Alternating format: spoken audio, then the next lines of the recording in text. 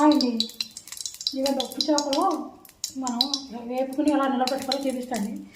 కొంచెం ఉప్పు వేసుకోవాలండి. ఉప్పు చేపలు ఉప్పు ఉంటుంది కదా, ఎక్కువ వేసుకోకూడదు. కొంచెం పసుపు వేసుకోండి.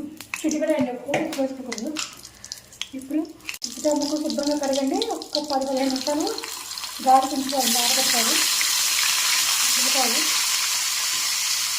ఉప్పు చేపలు ఇలా ఎర్రగా ఎప్పుకున్నాకండి కొంచెం మనం ఆయిల్ ఇవి చెమ్మ రాకుండా చక్కగా కొంచెం జస్ట్ ఇలా కారం అంటించుకుని ఇలా నిల్వ చేసుకున్నాం అనుకోండి, 10-15 రోజులు మనం ఫ్రిడ్జ్లో పెట్టుకోవచ్చండి.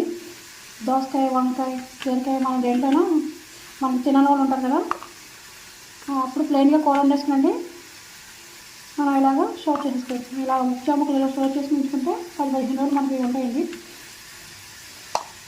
కొంచెం కారం, మరీ ఎక్కువ కాదు, మీరు తినేదాన్ని బట్టి లైట్గా కారం చేసుకుంటే అద్దుకుంటే నిలబెట్టుకుంటే స్మెల్ కూడా రాదు. సాంబార్లో కానీ పప్పులో కానీ మనం అన్నింటిలో తింటాం కాబట్టి ఎక్కువ రోజు వ్యాపారంటే ఇల్లంతా స్మెల్ వచ్చేస్తుంది. అందుకని ఒకసారి అలా వేపేసుకుని ఉంచుకున్నాం అనుకోండి, మనం దేంట్లో కాబట్టి దాంట్లో వాడుకోవచ్చు. ఒకసారి చేసుకున్నాం అంటే 10-15 రోజుల వరకు మనకు పని ఉన్నది. ఇల్లంతా స్మెల్ ఉండదు, ముందు వాసన ఇంట్లో ఉంది. తినడం ఉంటారు ఇంట్లో, వాళ్ళకైనా ఎక్కువ వాడతాం. 10-15 రోజుల వరకు ఉంటాయండి.